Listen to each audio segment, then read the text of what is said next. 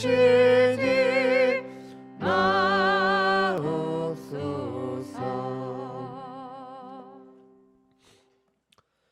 오늘 함께 나누실 말씀은 로마서 4장 1절부터 8절입니다. 로마서 4장 1절에서 8절입니다.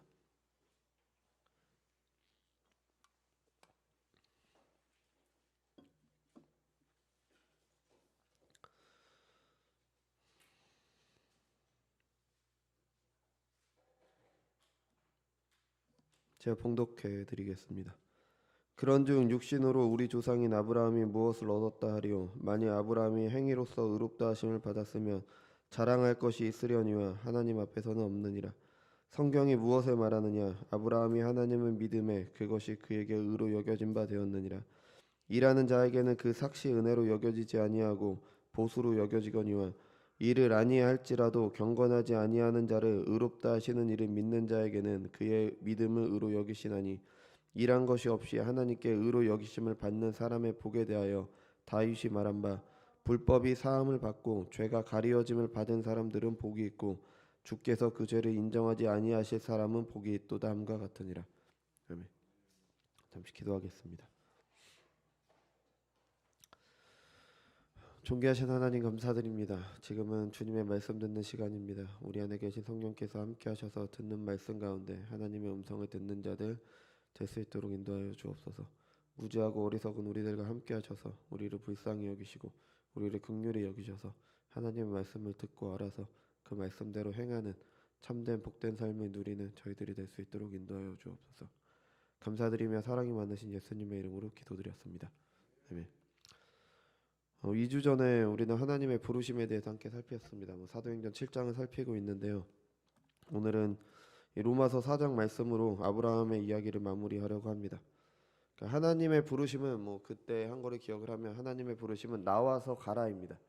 그러니까 아브라함에게 나타나셔서 그가 살고 있던 메소포타미아에서 떠나서 하나님께서 보여줄 땅으로 가라고 하셨습니다. 장소의 이동이라는 의미도 있지만 이전과는 전혀 다른 삶으로의 초대입니다.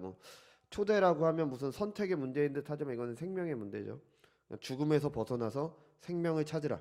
세상 풍조를 따르는 삶, 하나님을 거역하고 하나님께서 사람을 만드신 이유와 전혀 다른 목적을 가진 삶이 메소포타미아에서의 삶이고 우리가 사는 세상의 모습입니다. 아무리 고상하고 훌륭해 보이고 좋아 보여도 삶의 목적 자체가 잘못되었기 때문에 그런 삶에서는 이 세상에서의 삶은 벗어나야 되는 멸망의 성읍입니다. 이게 그 철로역정에서 나오는 거였죠. 아브라함의 조카 롯은 하나님의 동산처럼 보이는 소돔과 고모라를 택했어요. 그가 볼 때 소돔과 고모라가 하나님의 동산처럼 보였다라고 성경에 기록이 되어 있습니다. 하지만 그 성읍은 죄로 가득 찬 멸망해야 되는 도시였습니다. 이 세상의 풍조를 따르는 삶도 그와 같습니다. 내가 사는 삶의 방식이 사람이 살아야 되는 당연한 삶의 방식인 것 같고 더 좋아 보이고 내 생각이 당연히 맞는 것 같지만 성경이 아니라고 합니다. 그럼 당연히 아닌 겁니다. 성경이 옳습니다. 하나님을 모르는 사람들의 사고방식, 삶의 태도, 세상의 눈은 모두 잘못됐습니다. 어떨 때는 정말 탁월하고 깊이가 있는 그런 것도 있습니다. 근데 한계가 있어요. 왜냐하면 사람의 근본적인 목적을 모르기 때문에. 하나님의 동산처럼 보일 수도 있고 더 아름다워 보일 수도 있지만 멸망할 도성일 뿐입니다. 이전의 삶의 방식에서 나오라는 것이 하나님의 부르심입니다. 그리고 이전과는 전혀 다른 삶, 하나님의 말씀에 순종하는 삶, 하나님께서 사람을 창조하시고 구원하신 목적에 맞는 삶을 살라는 부르심이 바로 나와서 가라는 부르심입니다. 메소포타미아에서 나왔으면 그것이 끝이 아니라 하나님께서 보여주실 땅으로 가야 되는 겁니다. 하나님께서 죄의 비참에서 구원해 주셨다는 것은 죄를 용서하신 것뿐 아니라 죄의 지배에서 벗어나서 하나님의 다스림으로 빛의 어둠의 나라에서 빛의 나라로 가게 하는 겁니다. 제가 느끼는 우리나라 교회 구원론의 가장 큰 문제가 바로 이것입니다. 죄에서 구원받았다는 거에 만족하고 감사합니다. 애굽에서 나온 것에 감사합니다. 어둠의 나라에서 벗어나는 게 다인 줄 압니다. 이스라엘이 애굽에서 나온 것은 가나안으로 가기 위한 겁니다. 거기서 하나님 나라를 이루기 위한 거지 그냥 나온 것 자체가 목적이 아닙니다. 그리스도께서 신자들을 구원하신 것은 거룩함을 위해서입니다. 우리가 죄 용서 받았다는 게 끝이 아니라 거룩한 삶을 사는 게 그게 바로 구원의 끝인 겁니다. 죄를 용서받았으니까 이제는 내 맘대로 살자. 또 죄를 짓겠다는 거죠. 그리스도께 다시 본래의 상태로 돌아가겠다는 거예요. 내가 애굽 광야에서 고기가 없으니까 내가 애굽에서는 뭐 양념도 있고 고기도 먹었는데 나 다시 애굽으로 돌아가겠다, 이거랑 똑같은 겁니다. 말도 안 되는 거죠. 그러니까 구원받은 하나님의 자녀들이 하나님의 뜻대로 사는 게 너무 당연한 겁니다. 안 하는 게 이상한 겁니다. 하나님의 자녀가 되었다는 것은 우리가 생각하는 하나님의 자녀됨을 다시 한번 생각을 해봐야 됩니다. 하나님의 자녀가 되었다는 것은 하나님의 긍휼하심을 입은 엄청난 은혜죠. 하나님께서 나를 눈동자처럼 보호하시겠다고 했어요. 왜 눈동자냐? 그 유대인들은 몸에서 가장 중요한 부위를 눈동자라고 생각을 했어요. 그래서 눈동자처럼 보호하시겠다, 가장 소중히 여기고 그렇게 보호하시겠다는 의미입니다. 이거 얼마나 좋습니까? 우리가 그런 하나님의 자녀가 됐습니다. 그런데 우리가 하나님의 자녀로서의 삶은 전혀 생각하지 않아요. 주님께서 주시는 구원의 복, 하나님께서 그리스도 안에서 우리를 그의 자녀들로 삼으심으로 허락하신 놀라운 은혜, 사람을 창조하시면서 주신 복이자 아브라함에게 주신 복이며 그의 후손을 통해 온 세상에 주시는 복은 바로 하나님의 말씀대로 사는 복입니다. 아브라함을 부르셔서 구속사를 시작하신 하나님께서는 지금도 같은 부르심으로 아브라함의 자손들을 부르십니다. 우리 전에도 많은 사람들이 부르심을 받았고요, 지금도 많은 사람들이 부르고 계십니다. 지금 이 자리에서도 복음을 통해서 많은 사람을 부르고 계십니다. 그런데 그 복음에 모두 다 같은 반응을 하진 않습니다. 하나님의 부르심을 받은 이스라엘은 그들이 조상이라고 자랑했던 아브라함을 따르지 않고 우상 숭배를 했습니다. 그래서 끝내 하나님의 안식에 들어가지 못했죠. 예수님 시대 유대인들도 마찬가지예요. 같은 부르심을 받았지만 어떤 사람들은 예수님을 믿었습니다. 뭐 제자들이나 예수님을 따르는 사람들이 있었죠. 근데 종교 지도자들은 예수님을 거절했습니다. 심지어 예수님을 죽이기까지 했죠. 삭개오와 같은 세리장들은 예수님을 믿은 그런 사람들도 있었지만 예수님을 거절하고 끝내 죽인 사람들도 있었습니다. 지금도 많은 사람들이 복음으로 부르심을 받지만 모두 다 따르지는 않습니다. 심지어 교회 안에도 참으로 예수님을 믿는 사람들과 그렇지 않은 사람들이 있을 수 있다고 성경이 경고하고 믿음의 선배들이 경고했습니다. 예수님께서 알곡과 가라지가 함께 있다고 말씀하셨죠. 어거스틴도 교회 안에 이리가 있다고 말을 했습니다. 어느 목사님께서는 이거는 뭐 그냥 우스갯소리로 하신 얘기겠지만 천국에 가면 우리가 아는 사람 중에 이 사람은 와야 되는데 오지 못할 것 같아서 놀래고, 또 한 가지는 이 사람은 못 올 것 같은데 와 있기 때문에 놀랜다, 이렇게 두 번 놀랜다라고 이런 말씀도 하셨습니다. 그러니까 분명히 뭔가 교회 안에도 뭔가 있다는 거죠. 전해지는 복음은 사도들의 가르침과 달라지지 않았습니다. 물론 뭐 잘못 전하는 뭐 그런 뭐 이상한 걸 전하는 그런 것도 있지만 그게 아닌 이상 제대로 복음이 전해진다면 복음이 달라지지 않습니다. 그런데 동일한 부르심을 받는데 어떤 사람은 그 부르심에 응답하기도 하고 어떤 사람은 잘못된 반응을 보이기도 합니다. 그러니까 모두 다 아브라함과 같은 반응을 보이지 않죠.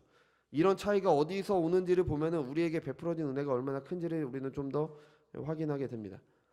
아브라함은 어떻게 하나님의 부르심에 제대로 응답할 수 있었을까요? 그러니까 메소포타미아에서 잘 살고 있는데 어느 날 갑자기 메소포타미아에 나타난 하나님의 부르심을 어떻게 선뜻 나설 수 있었을까요? 뭐 히브리서 11장 8절을 보면 이렇게 말합니다.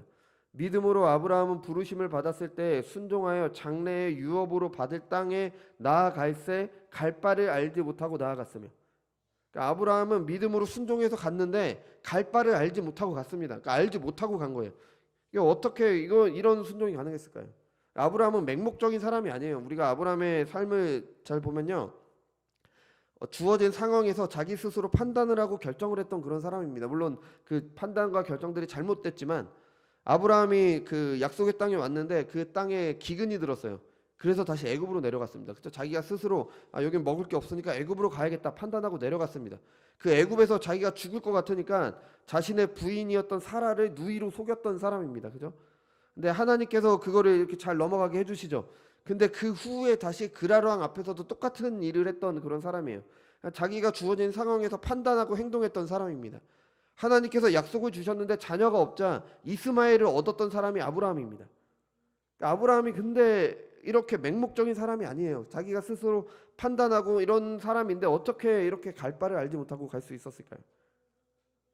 사도 바울이 이것을 설명을 해준 게 바로 오늘 본문이죠. 아브라함이 하나님을 따라 나선 것은 믿음입니다. 믿음.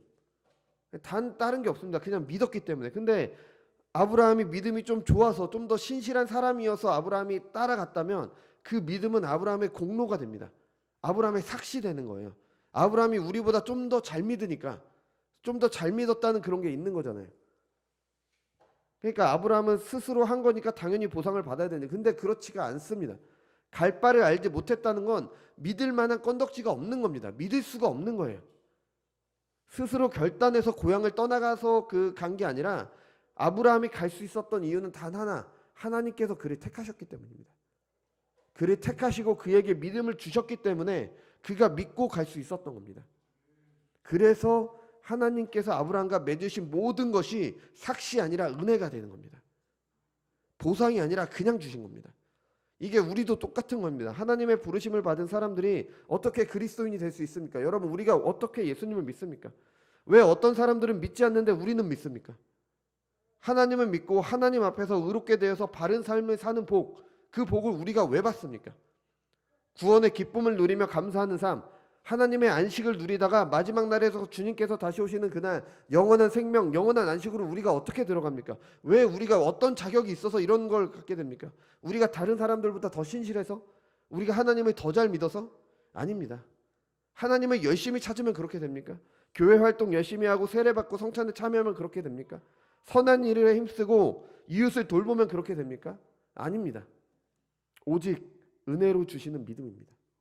그 다른 것들은 다 주신 믿음에 대한 그 믿음이 삶에서 나타나는 거지, 믿음이 주시는 게 먼저입니다. 그 믿음으로 의롭다 여겨주시는 은혜를 입게 되는 겁니다. 만약에 아브라함이 믿음의 조상으로 살 수 있었던 이유가 아브라함은 하나님의 벗이라고 불렸잖아요. 그죠? 그렇게 했던 이유가 아브라함에게 있다.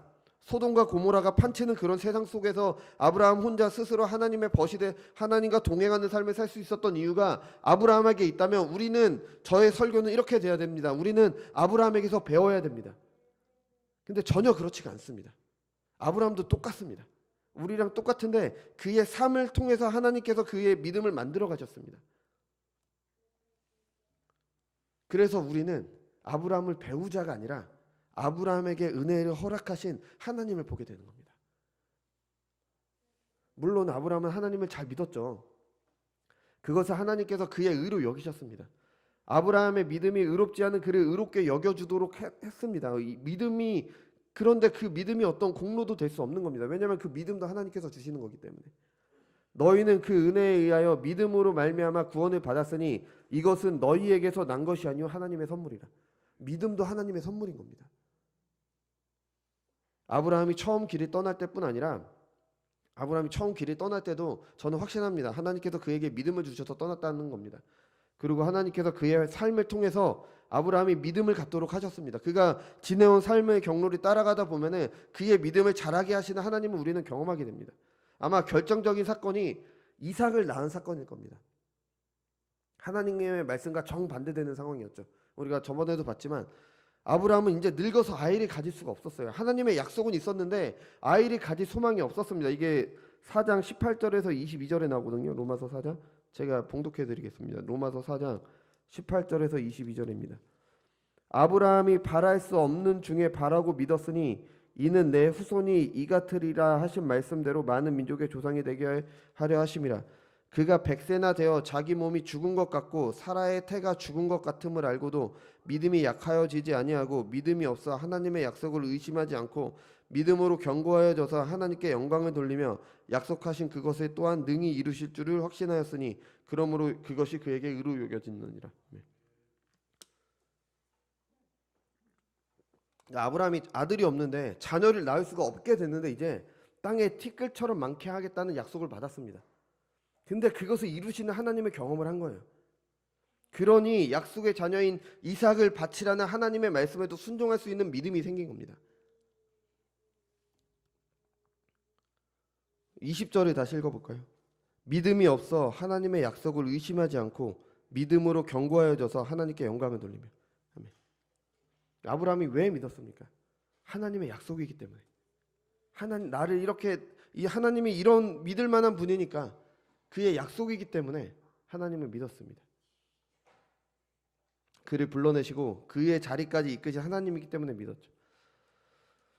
여러분, 우리가 이미 말씀드린 것처럼 아브라함의 삶이 우리에게 계시된 이유를 23절과 24절이 말을 합니다.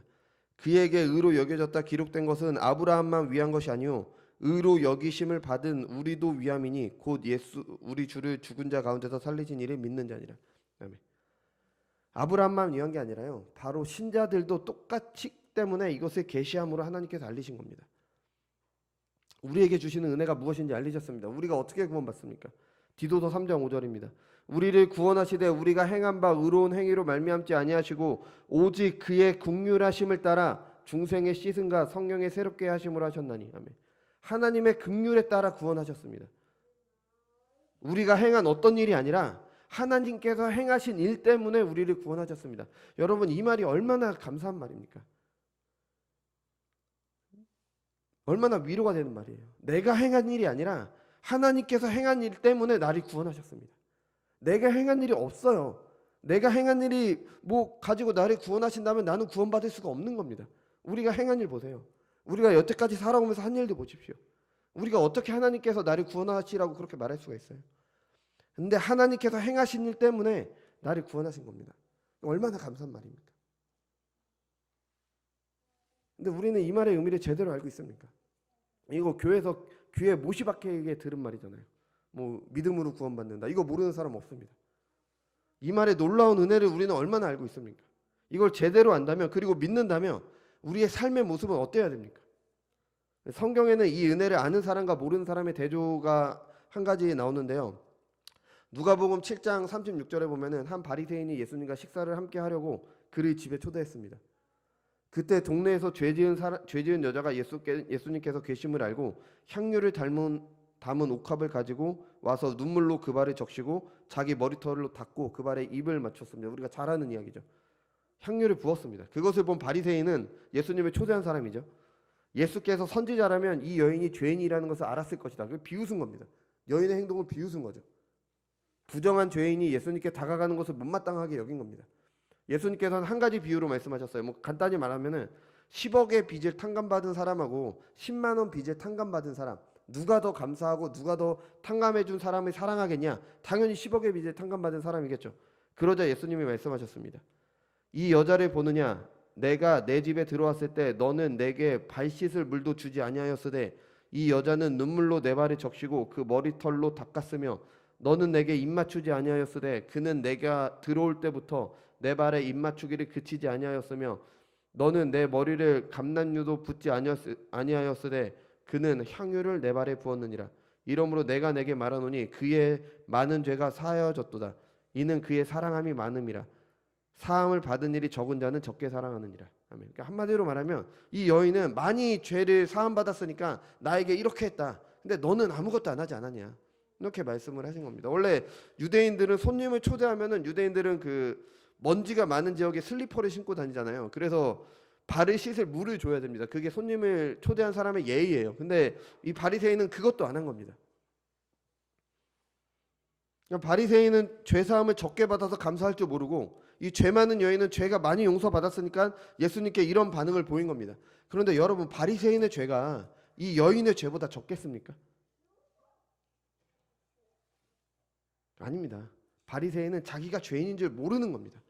자기가 얼마나 죄사함을 받았다는지 모르기 때문에 예수님께 대해서 이런 식으로 반응을 보인 겁니다.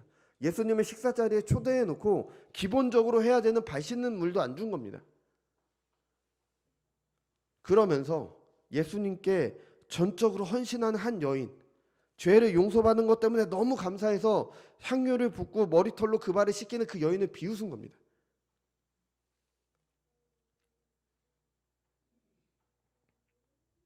여러분, 우리가 이 바리새인과 같지는 않습니까?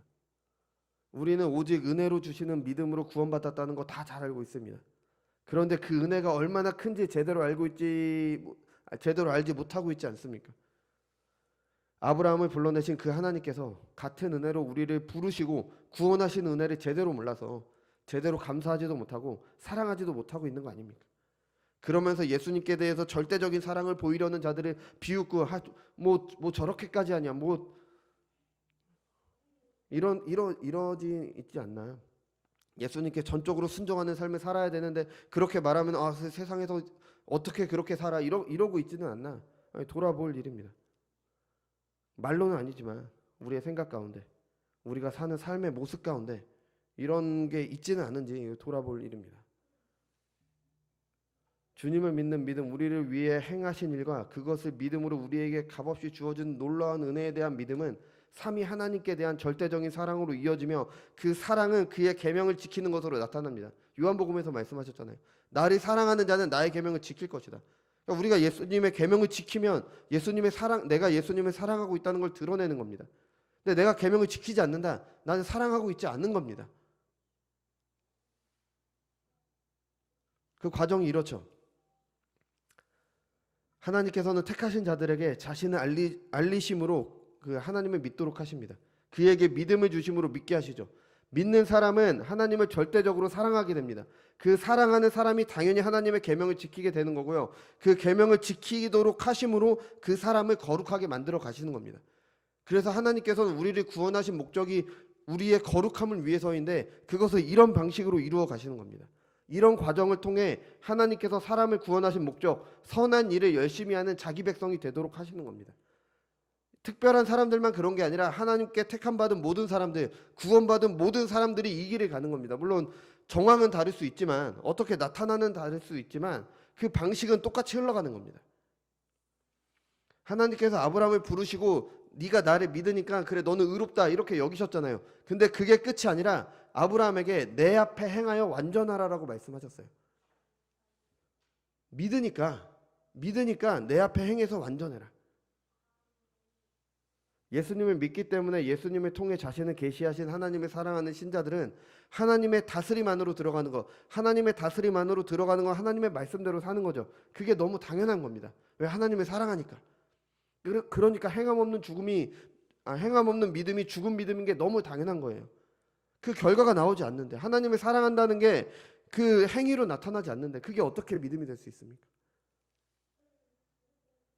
하나님께서 그것을 위해 우리를 구원하셨습니다. 거룩한 백성으로 삼으시기 위해, 그리고 그것을 이루어 가십니다. 그렇기 때문에 행함이 없는 믿음은 죽은 믿음인 겁니다. 하나님께서 나를 찾아주시기 전에 모든 사람들이 다 똑같습니다. 다른 사람들과 똑같이 땅만 보면서 삽니다. 자신이 세상의 중심이 되어 그것이 전부인 것처럼 삽니다. 하지만 하나님의 부르심을 받아 믿음을 선물로 받은 놀라운 은혜를 입은 사람들은 하늘을 보며 살게 됩니다. 이게 우리에게 주시는 가장 큰 복인 겁니다. 하나님 중심으로 살게 되는 거죠.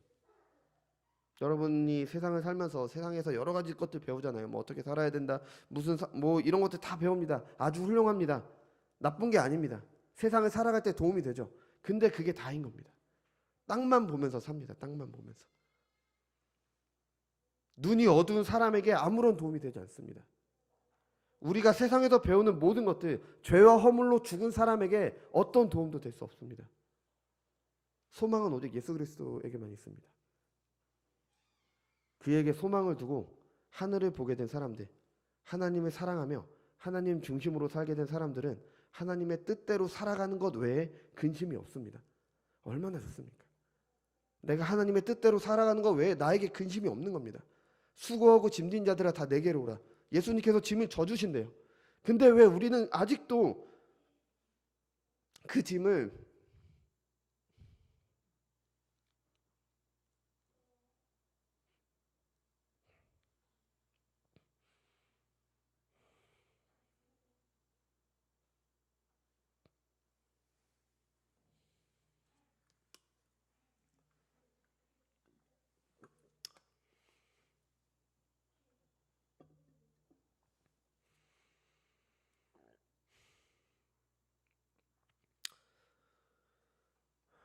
모든 짐을 주님께서 져주신다고 하는데 왜 그 짐을 예수님께 주지 못하고 스스로 지려 가려고 합니까? 참된 믿음은 반드시 세상과 작별하고 죄를 버리게 됩니다. 구별된 삶을 살게 됩니다. 할례가 이방인과 유대인을 구별하는 거였잖아요. 신자들은 마음의 할례를 받아 세상 사람들과 구별된 삶을 살게 됩니다. 신자들에게도 세상은 여전히 매력적입니다. 우리 눈에 볼 때 여전히 세상이 추구하는 것들, 돈 많은 거, 뭐 명예 높은 거, 뭐 그런 것들 다 매력적으로 보입니다. 우리는 여전히 죄인이기 때문에, 우리는 안목의 정욕을 가지고 있기 때문에. 아브라함의 조카 롯도 마찬가지였죠. 그가 볼 때 소돔과 고모라는 비옥한 땅, 성읍이었습니다. 애굽처럼 문명이 발달한 곳이었고 하나님의 동산이었습니다. 근데 결과가 어땠습니까? 멸망당할 성읍이었습니다. 여러분, 룻처럼 땅을 볼 게 아니라 아브라함처럼 하늘을 봐야 됩니다. 그래서 내가 중심이 아니라 하나님 중심으로 살아야 되는 겁니다. 내 모든 행동의 동기가 내가 아니라 하나님이어야 됩니다. 이것이 신자의 삶입니다. 완전히 구분된 삶. 사도 바울이 믿지 않는 자와 멍에도 같이 하지 말라고 했어요. 근데 아예 상종하지 말라는 게 아닙니다. 어떻게 우리가 그 불신자들을 안 만나고 살 수가 있어요? 전혀 다른 삶의 방식으로 살아가기 때문에 함께 갈 수 없다는 겁니다. 그렇다고 모르는 불신자라고 우리가 비웃지 않습니다. 저 사람들은 이방인이야 그러면서 비웃는 게 아니라 오히려 겸손해집니다. 우리는 저들과 똑같은데 아무 공로 없이 나를 구원하신 하나님, 나를 이 복된 삶으로 이끄신 하나님을 알기 때문에 더 겸손해지는 거죠. 여러분, 우리는 아브라함을 우리의 믿음의 조상이라고 말을 합니다. 우리가 그와 같은 믿음으로 하나님께서 주신 약속에 동참하기 때문입니다. 그렇다면 그가 산 삶의 방식이 우리의 삶의 방식이어야 됩니다. 세상과 구별된 삶, 옛 생활 방식에서 벗어난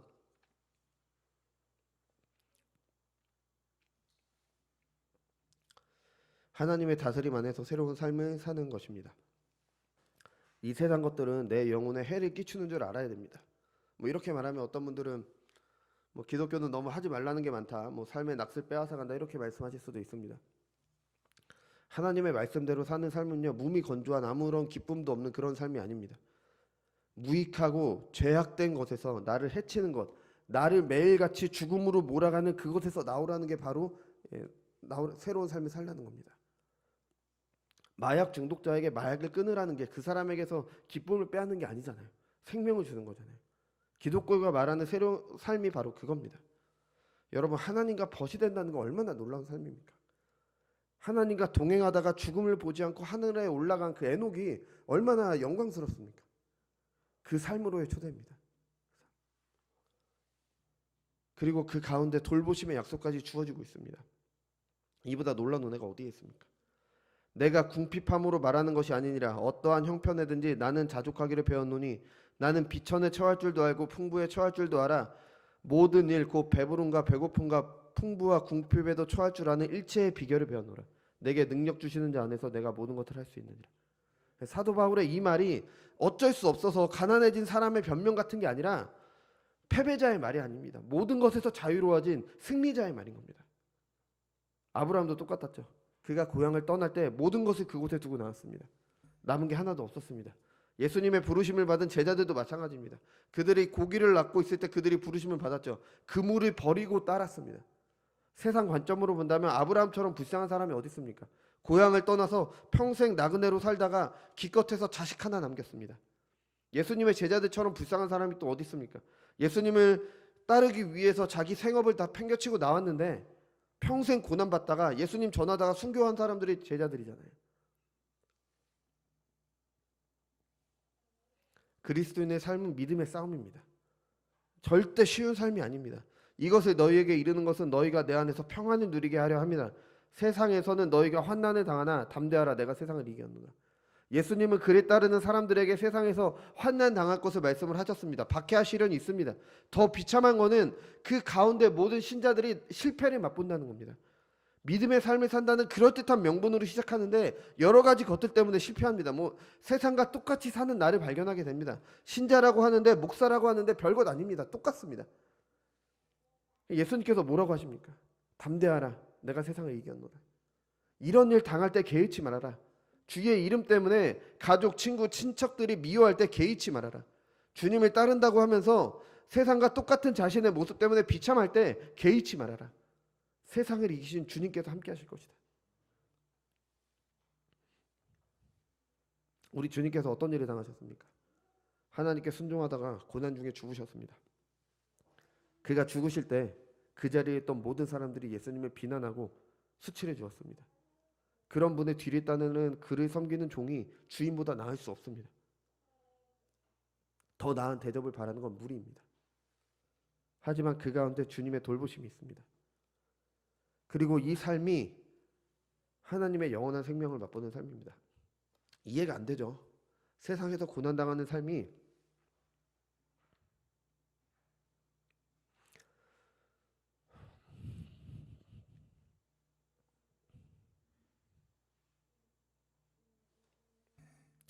하나님의 안식을 누리는 삶이라는 게 전혀 이해되지 않습니다. 저도 마찬가지입니다. 이해가 되지 않습니다. 왜냐하면 일제 시대 때 고진 모난 가운데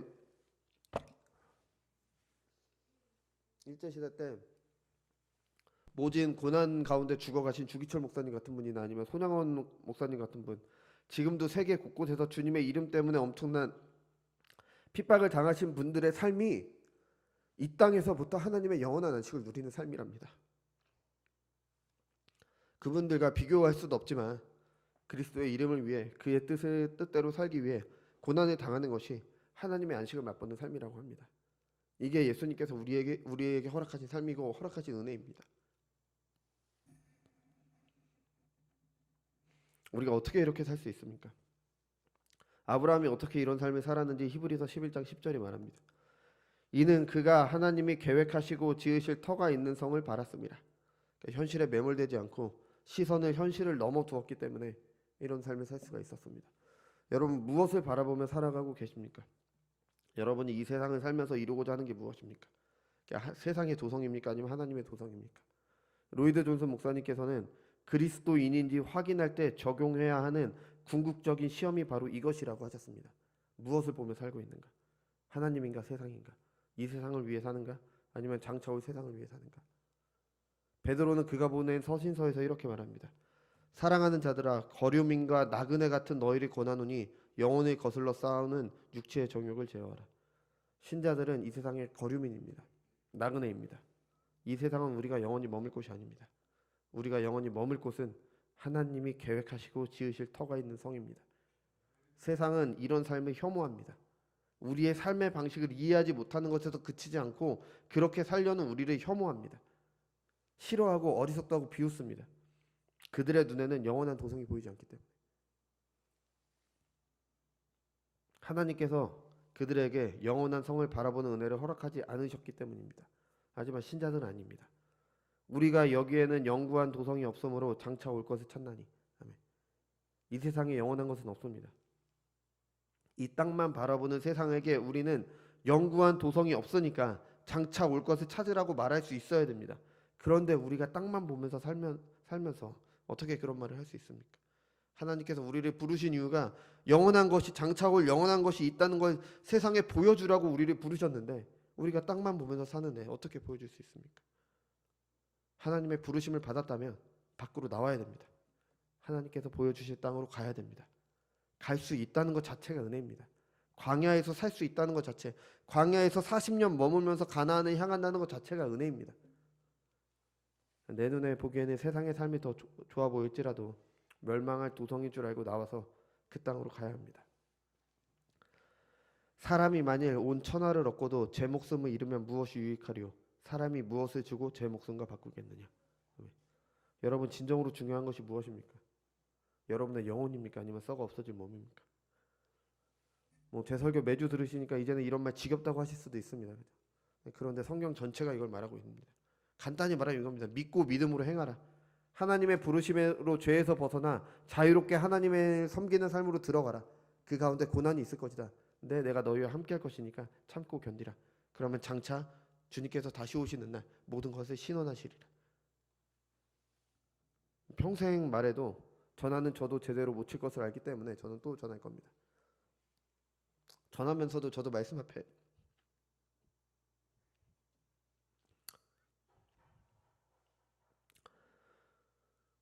전하는 저도 이 말씀 앞에 겸손해집니다. 그렇게 살지 못하니까요. 그러니까 우리는 왜 이런 삶을 살아야 됩니까? 여러분 이 세상을 보십시오. 얼마나 큰 오류와 악에 빠졌습니까? 얼마나 소망이 없고 얼마나 쓸모가 없습니까? 세상에서 주는 것들 중에 단 하나라도 내게 생명을 줄 수 있는 게 있습니까? 근데 또 그 세상에서 사는 나도 세상과 꼭 닮아있지 않습니까? 그럼 우리에게 주시는 그리스도의 생명이 얼마나 귀한지 모릅니다.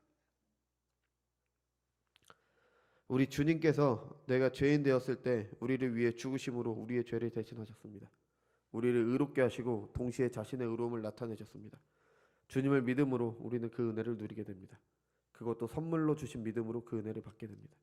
이 복음 앞에 아브라함처럼 나를 던지시기 바랍니다. 복음 앞에 그물을 버려두고 예수님을 따른 제자들처럼 나를 던지시기 바랍니다. 이 복음 앞에 그 은혜가 너무 감사해서 예수님을 너무 사랑해서 그 발에 향유를 붓고 머리로 닦은 여인처럼 나를 던지시기 바랍니다. 돌아보십시오. 우리의 삶 가운데 세상 방식, 세상의 생각, 세상의 가치관에 따르지 않고 바울이 배설물로 여긴 그런 것들 따르지 않고 하나님의 말씀에 투신한 적이 있는가? 하나님의 말씀을 믿고 신뢰하고 그를 따를 때 의로 여기신 바가 됩니다. 믿음의 조상 아브라함에게 베푸신 은혜를 보시고 그와 동일한 은혜가 저와 여러분에게 앞에 있음을 기억하시기 바랍니다. 하나님께서 우리를 긍휼히 여기셔서 우리가 그 은혜에 동참하게 되기 바랍니다. 그래서 하나님의 안식을 맛보는 삶이 무엇인지 실제 경험하며 그것을 소망하며 땅이 아니라 하늘을 보며 사는 저와 여러분이 되시기 바랍니다. 기도하겠습니다.